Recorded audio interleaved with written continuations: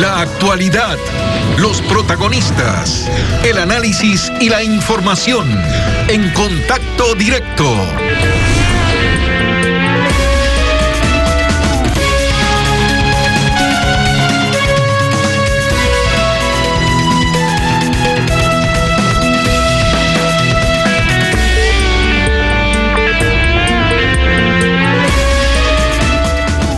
Perú tiene nuevo presidente. Manuel Merino tomó posesión ayer como jefe de Estado luego de la destitución de Martín Vizcarra por presuntos actos de corrupción.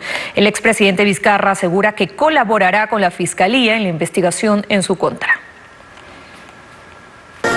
Manuel Merino tomó posesión del cargo de presidente en una sesión del Congreso del que hasta ayer fue su principal autoridad. Juro por Dios, por la patria y por todos los peruanos que ejerceré fielmente el cargo de presidente de la República para completar el periodo constitucional 2016-2021. Merino es un empresario vinculado al área agrícola. En sus inicios se unió a Juventudes del Partido Acción Popular y en edad adulta ha sido diputado en 2 ocasiones. Dice que su misión será unir al Perú. Aquí no hay nada que celebrar. Reitero que es un momento muy difícil para el país, que tenemos que asumirlo con entereza moral y con valor democrático. Y que respetará el calendario electoral para la transición hacia un nuevo gobierno. Nadie puede cambiar la fecha convocada en las elecciones del 11 de abril del año 2021. El ahora exmandatario Martín Vizcarra, que asumió tras la renuncia de Pedro Pablo Kuczynski, se había salvado de un primer juicio político en septiembre, pero fue censurado ayer por supuestamente recibir sobornos de empresas constructoras cuando fue gobernador en el estado de Moquegua en el 2014.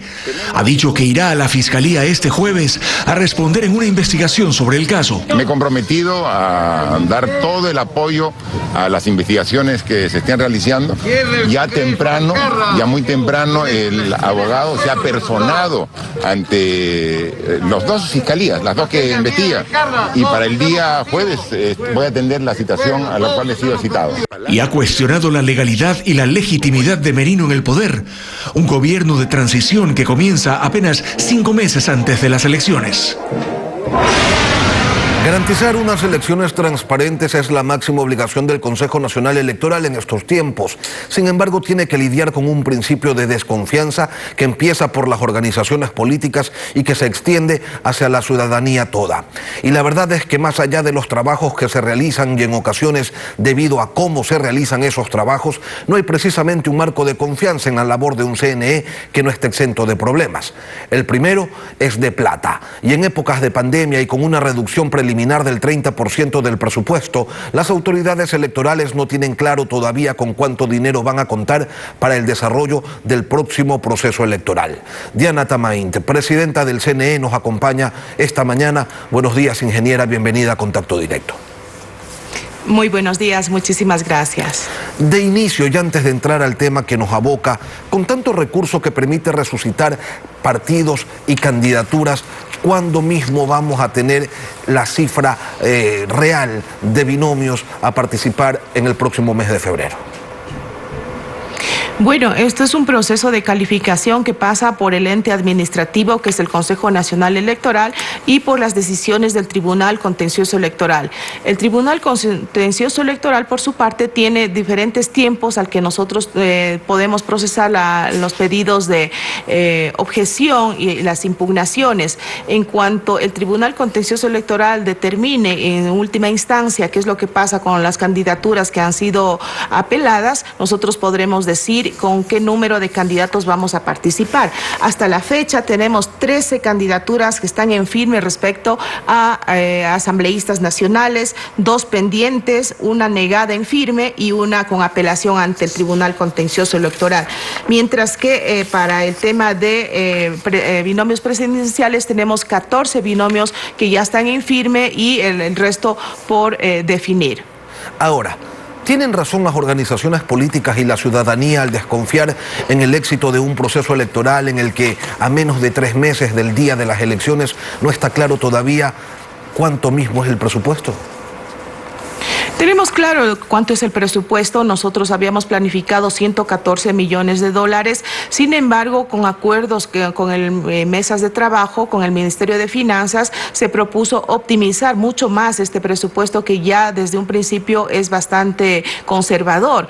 Sin embargo, hay convenios que tenemos que seguir definiendo y de esa manera siempre, a pesar del presupuesto aprobado, buscaremos optimizar en lo que más se pueda, tanto en los procesos de contratación pública, en subasta inversa siempre hay ahorros y con las diferentes instituciones que se ha planificado firmar convenios buscaremos optimizar aquel presupuesto. El día de hoy, en horas de la noche, se pondrá en debate el presupuesto que fue puesto en conocimiento a todas las consejerías y que han llegado algunas observaciones al trabajo realizado en coordinación con el Ministerio de Finanzas. Esto es, habría que revisar nuevamente, por ejemplo, el pago a los miembros de las juntas receptoras del voto, el alquiler de vehículos, así como el alquiler del centro de mando, alquiler el espacio donde se desarrollarán los debates. Temas como estos han presentado observaciones desde las diferentes consejerías que el día de hoy definiremos qué pasa con estas recomendaciones luego del debate del Pleno del Consejo Nacional Electoral. 114 millones de dólares ustedes habían propuesto, el Ministerio de Finanzas les dijo que no, que solo tenían 83. Sin embargo, hasta la semana anterior usted todavía mantenía conversaciones con el Ministerio de Finanzas para definir algunos temas de dinero. ¿Qué es lo que no está claro todavía? ¿Qué es lo que aún se discute, que se pelea? Sí, bueno, no creo que haya una pelea. Lo que buscamos es optimizar en favor de la salud y la vida de los ecuatorianos. Los recursos, primero hay que reconocer que están fluyendo. Ya hemos firmado el convenio con las Fuerzas Armadas para que empiecen ya con los procesos de dar seguridad y toda la logística de despliegue a nivel nacional. Asimismo, ya hemos dado el anticipo al Instituto Geográfico Militar para la importación de papel y la impresión de papeletas y documentos electorales. Asimismo, ya hemos hecho el requerimiento para el alquiler y adquisición de todos los software de seguridad, alquiler de equipos para el sistema informático, que esperamos que en el día de hoy ya se procese y podamos lanzar al proceso de contratación pública como corresponde. Pero seguimos trabajando en la medida que, por ejemplo, el Ejecutivo se comprometió en darnos la facilidad de ocupar las instalaciones de las oficinas de UNASUR para realizar los debates e instalar el centro de mando, pero lamentablemente no por falta de voluntad política, sino por cuestiones logísticas preparadas con anticipación para el uso de estas instalaciones no se pudo concretar, por lo que tendremos que plantear nuevamente en el presupuesto que este costo sea reconsiderado y sea incluido nuevamente. Son estos temas que estamos haciendo. Cuando usted dice están fluyendo los recursos, ¿a cuánto ascienden los desembolsos de esos 83 millones que sí están aprobados? Bueno, alrededor de 10 millones de dólares ya se ha dado la autorización para el desembolso del 70% para el Instituto Geográfico Militar, de igual manera para las Fuerzas Armadas, como le manifesté. Y ahora hemos hecho el pedido para el trámite que necesitamos iniciar para la adquisición electorales, independientemente de que se diga que no hubo afectación en los resultados porque los servidores seguían recibiendo información, contribuyen a que no se supere la falta de confianza. ¿Qué va a pasar con los servidores en este? Recuerdo que en este mismo espacio usted nos comentó sobre la carta de intención que se había firmado con el Centro de Asesoría y Promoción Electoral del Instituto Interamericano de Derechos Humanos, que eso pretendía pues dar un seguimiento, realizar una auditoría, transformar a todo aquello que estaba mal en el sistema informático, pero parece que solo ha quedado en carta. Bueno, realizar una auditoría por parte de CAPEL no fue el ofrecimiento. Lo que sí se está haciendo es trabajando en coordinación con los técnicos que se han designado y dan seguimiento al proceso de cambio del sistema informático y a las mejoras que se necesita y a los refuerzos, a las seguridades que necesitamos hacer para las próximas elecciones. Otra muestra de transparencia con las lecciones aprendidas de procesos anteriores es lo que buscamos que, por ejemplo, por segunda ocasión se ha invitado a las organizaciones políticas para que conformen sus equipos técnicos de auditoría antes, durante y después del mismo día de las elecciones, y esperamos que esta recomendación, esta invitación tenga una respuesta positiva. De la misma manera se ha ampliado esta posibilidad de observar, de hacer auditorías a la sociedad civil. Hasta la fecha tenemos 1.500 personas que han solicitado ser parte de este proceso de observación y de seguimiento para que se vea qué es lo que está haciendo el Consejo Nacional Electoral, garantizando la transparencia para las próximas elecciones. Nosotros hemos abierto las puertas en este sentido y aspiramos que también organismos internacionales puedan acompañarnos meses antes, días antes al día de las elecciones, pero no solamente para mirar desde cerca, sino para ser parte, paso a paso, de todos los cambios que se están implementando precisamente en la parte más sensible, que es el sistema informático. Sobre eso, el vicepresidente del CNE, Enrique Pita, ha señalado lo siguiente. La invito a escucharlo. Entrar en un proceso de licitación para comprar equipos que tienen que estar acá con nosotros en no más allá de 45 días es una apuesta muy audaz, existiendo alternativas como por ejemplo renta o también repotenciar los equipos, porque hay un informe interno de los técnicos de la institución que dicen que los equipos internos tienen licencia tecnológica aún vigente hasta agosto del próximo año y que pudieran ser repotenciados a un valor menor.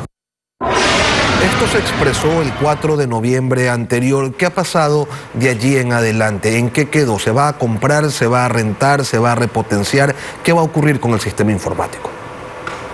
Sí, precisamente cuando hay recomendaciones técnicas sin carácter político, sin carácter de interés personal, como lo ha planteado el vicepresidente Enrique Pita, nosotros hemos analizado y una parte de los equipos se rentará, otra parte se adquirirá, que sí ya existen en el país, y de esa manera nosotros daremos inicio ya en estos días para la implementación del nuevo sistema informático, los programas, la adquisición de los software, pero una parte de los equipos se procederá a rentar, precisamente porque hemos trabajado con los equipos técnicos y mirando esa posibilidad y también analizando el tema de tiempos que necesitamos ya tener a punto y entrar inclusive a los simulacros con todo listo. Los diálogos entendemos que no solo se tienen que desarrollar con el Ministerio de Finanzas, sino también con otras carteras de Estado. El Ministerio de Salud, por ejemplo, que es quien se ha dicho se va a hacer cargo de los protocolos de bioseguridad para la jornada de elecciones presenciales. ¿Eso ya está claro o como casi todos los demás procesos que se están desarrollando en miras a las elecciones 2021 también tienen algún retraso, alguna indefinición? Precisamente el presupuesto que se ha elaborado y que va a ser debatido el día de hoy considera protocolos de bioseguridad que fueron recomendados tanto por los organismos internacionales como el Ministerio de Salud, como IES, como el ECU 911 y el COE Nacional. Nosotros no hemos hecho independientemente solos estas recomendaciones y no hemos presupuestado solamente por criterios del Consejo Nacional Electoral. Estamos con mesas de trabajo y tenemos el asesoramiento y el acompañamiento permanente de las instituciones que les corresponde llevar adelante y garantizar que las medidas de bioseguridad se van a cumplir a cabalidad en las próximas elecciones. Las elecciones del 2021 se van a desarrollar como si no hubiera pandemia, de forma presencial y sin ninguna otra opción, como si la hubo, por ejemplo, en Estados Unidos, donde quienes tenían temor al COVID tuvieron la posibilidad de votar anticipadamente y por correo. Pero en ese sentido también hay dudas, porque las escuelas, colegios y universidades donde eventualmente se ubican las juntas receptoras del voto están cerradas desde marzo y nadie sabe en qué estado se encuentran, si están realmente en condiciones o no de recibir esos volúmenes de electores. ¿Cómo se está manejando esta realidad, Presidenta? Sí, los recintos electorales, las juntas receptoras del voto han sido miradas y revisadas técnicamente y hemos tomado la decisión de incrementar alrededor de 611 nuevos recintos electorales para nosotros poder garantizar el distanciamiento y de cómo se encuentran, en qué estado se encuentran físicamente los recintos electorales, lo estamos revisando desde ya. Por eso es que nosotros hemos planteado en requerimiento al Ministerio de finanzas, la disponibilidad inmediata de los vehículos, de conductores que necesitamos en un número importante, y si no hay la capacidad de tenerlos por parte del Ejecutivo, esa colaboración, necesitamos los recursos para su alquiler. Esto es precisamente para verificar en sitio en qué condiciones se encuentran estas instalaciones, si toca adecuar los servicios de internet, dónde se ubicarán las juntas receptoras del voto con el distanciamiento que se ha previsto técnicamente, porque muchos de ellos siempre se repiten donde históricamente la gente ha ido a votar, y estamos trabajando en ello. Por eso que la preparación de las elecciones no es solo el día de las elecciones, como mucha gente puede pensar. En este momento todas las provincias, inclusive con las juntas electorales provinciales, están haciendo recorridos y mirando en sitio en qué circunstancias están para tomar las medidas de ajuste, todas las condiciones, y adecuar y tener todas las condiciones para que se pueda la gente ir con serenidad, con tranquilidad, de que tiene las garantías de que el día de las elecciones no va a tener ese riesgo que todos pensamos que cuando hay aglomeración, eso sí existe riesgo, pero nosotros buscaremos garantizar eso. Y otro trabajo adicional que estamos haciendo son con los municipios, con los gobiernos autónomos descentralizados, para que afuera de los recintos electorales, que es competencia de los municipios, también puedan colaborar dentro de sus competencias para que el día de las elecciones no tengamos estas aglomeraciones que en ocasiones anteriores siempre se han dado, que han sido como una especie de fiesta, de una fiesta cívica, de concentración de la gente, pero que ahora eso no es posible hacerlo. Verdaderos mercadillos colocados en las afueras de los recintos electorales. Una última cosa, Presidenta, no está claro al día de hoy si habrá o no conteo rápido. Un día dijeron que no, otro día dijeron que quizás sí, si es que les alcanza la plata. En relación a ello, el vicepresidente Enrique Pita ha propuesto lo siguiente. Escuchémoslo, por favor. Hemos propuesto, y nunca ha sido de interés, el que se tome fotografías de las actas, que se permita tomar fotografías de las actas, que con un sistema que existe en el Consejo Nacional Electoral permitiría que esas imágenes suba a un servidor y se vaya acumulando, de tal manera que las organizaciones políticas tengan esos registros y puedan llevar su propia verificación de conteo independiente del oficial. Son herramientas para transparentar el proceso que no se han permitido que se implementen. Si no hay conteo rápido, ¿es esta la alternativa?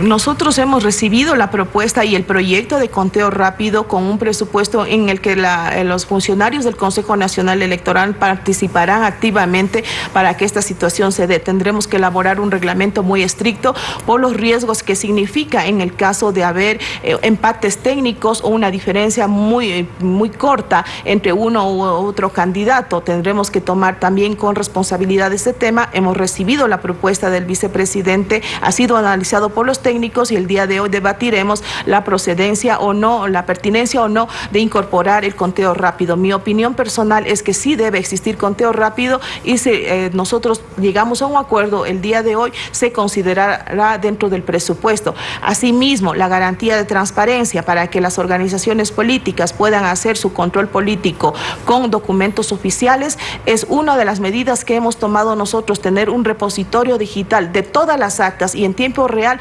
puedan acceder a ellos y tener, digamos, un conteo paralelo para ir contrastándolo con lo oficial, que nosotros también lo publicaremos con diferentes medios para que no haya una sola fuente de verificación de cómo avanzan los resultados. Estaremos pendientes. Gracias a Diana Tamainte, presidenta del Consejo Nacional Electoral, por participar esta mañana en Contacto Directo. Que tenga un buen día. Gracias. Buenos días. Son las 7:14 y Denise está en Quito.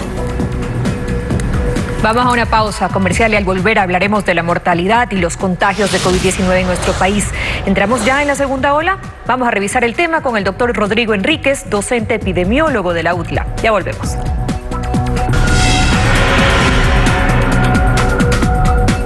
Establecer si un rebrote se puede dar o no es un ejercicio complicado. Sin embargo, las autoridades locales se encuentran alerta porque el número de casos de personas infectadas por el coronavirus se incrementa en las últimas semanas luego de los feriados y del relajamiento social en la población, que rápidamente va dejando de lado un seguimiento estricto de las medidas de bioseguridad que se han repetido infinidad de veces. En función de aquello, ¿qué tan cerca estamos de vivir una segunda ola? ¿Cuánto tiempo debemos esperar para poder detener determinar los efectos del último feriado? Se lo preguntamos al doctor Rodrigo Enríquez, epidemiólogo de la UDLA. Doctor, buenos días y bienvenido a Contacto Directo.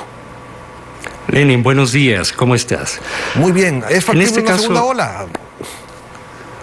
Bueno, hay dos requisitos que tienen que cumplirse como para que se presente una segunda ola.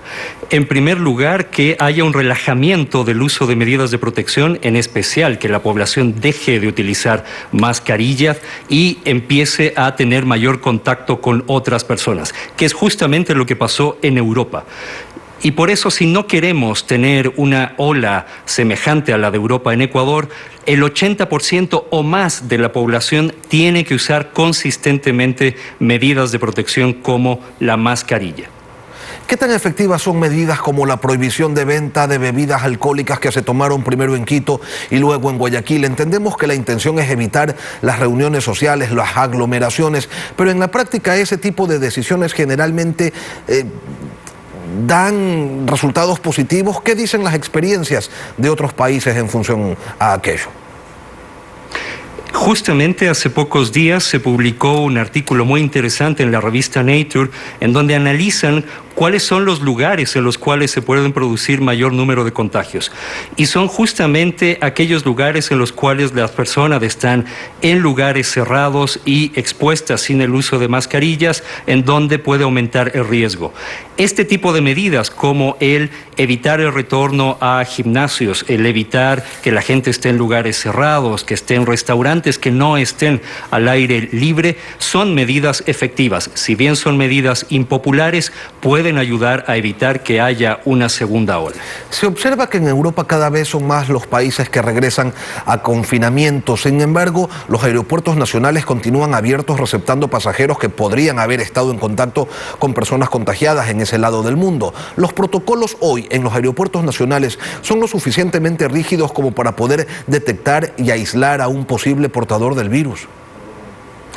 En una situación de transmisión comunitaria a nivel global como la que estamos, las medidas que inicialmente habíamos implementado, como el control en los puertos y aeropuertos o fronteras, ya dejan de ser eficaces y pasan a tener mayor eficacia más bien las medidas de control a nivel comunitario.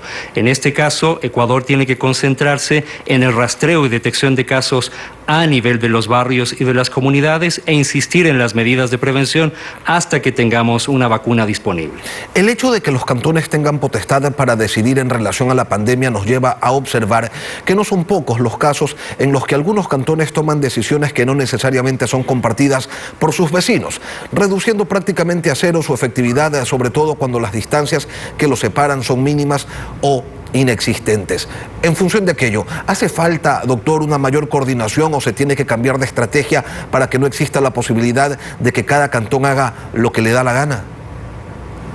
Definitivamente se requiere mayor coordinación. El hecho de haber delegado algunas de las competencias del control de esta epidemia a los gobiernos locales y seccionales no significa que desde el gobierno central no se den las directrices para permitir la coordinación adecuada, porque eso, como tú acabas de mencionar, podría de alguna manera interferir con los esfuerzos que se están haciendo para controlarla.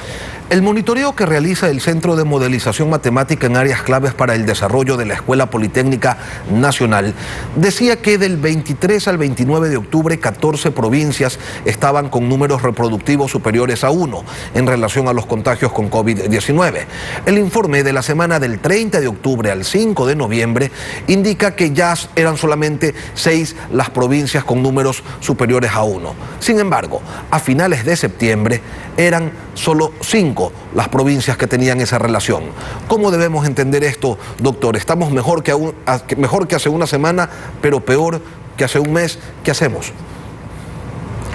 Yo creo que hay que entender que este tipo de epidemias, como la del COVID-19, van a tener un comportamiento oscilante. Vamos a tener un aumento de casos que se presentan 2 semanas después de las aglomeraciones, por ejemplo, durante los feriados, y un mes después se debe esperar un aumento en el número de complicaciones o de funciones por estos casos. Y esto es lo que estamos viendo. Los feriados de octubre van a crear un aumento de casos durante 2 semanas después y un mes después. El feriado de noviembre también va a producir un aumento de casos 2 a 4 semanas después y así sucesivamente. Por eso es tan importante no descuidar las medidas de prevención como el uso de mascarilla, distanciamiento social, lavado de manos y otras. Investigaciones científicas han determinado que existen genes provirales y genes antivirales que permiten que el COVID-19 se desarrolle o se inhiba en determinados pacientes. ¿Cuáles son esos genes, doctor? Bueno, en realidad hay 2 elementos o 3 elementos importantes a considerar. En primer lugar, este es un virus que ha ido mutando a lo largo de la pandemia y que se ha hecho más eficiente para contagiar, pero al parecer hay una disminución también en la mortalidad. El otro elemento es la susceptibilidad de las personas. Habrán personas que son más susceptibles, ya sea por una condición genética o porque tienen, por ejemplo, enfermedades concurrentes. Y el tercer elemento son los elementos ambientales, la capacidad de respuesta que puede tener un sistema de salud para dar cuidado oportuno a las personas cuando lo necesitan. No hay un solo factor exclusivo que pueda determinar el comportamiento que va a tener en este caso la pandemia. Hay personas, y no son pocas, que señalan que luego de haberse recuperado del COVID presentan estragos, secuelas de tipo neurológico, fallas en la memoria, insomnio. ¿Qué se sabe sobre esto, doctor, y cómo tratarlo, cómo afrontarlo? Una de las grandes preocupaciones a nivel de investigación, a nivel mundial, es justamente las secuelas a mediano y largo plazo que deja el COVID. Está reportado y documentado ya que más del 50% de las personas que han tenido COVID moderado o grave van a presentar secuelas como por ejemplo cansancio o fatiga crónica, dificultad para respirar, dolor torácico, problemas de salud mental como por ejemplo ansiedad o depresión, y también pueden presentarse otro tipo de complicaciones como complicaciones renales o complicaciones cardíacas. Especialmente las personas que han estado hospitalizadas por periodos prolongados van a tener mayor riesgo. Por eso hay que insistir en que no queremos que la gente se infecte, tenga complicaciones y después tenga estas secuelas. Doctor, decimos no a las concentraciones, sin embargo, ya mismo en febrero todo el país estará en las calles acudiendo a votar y encontrándose en recintos electorales. ¿No hay un contrasentido allí? Personalmente yo creo que sí. Yo creo que tenemos que ser conscientes de que desde este momento, cuando ya hay concentraciones o manifestaciones de los diferentes candidatos para las próximas elecciones, estamos poniendo en riesgo a la población. Y habrá que pensar, si es que se mantienen los niveles de contagio, en adoptar otro tipo de medidas complementarias más allá del distanciamiento social en el momento de las votaciones. Doctor Rodrigo Enríquez, epidemiólogo de la UDLA, gracias por acompañarnos esta mañana aquí en Contacto Directo. Encantado.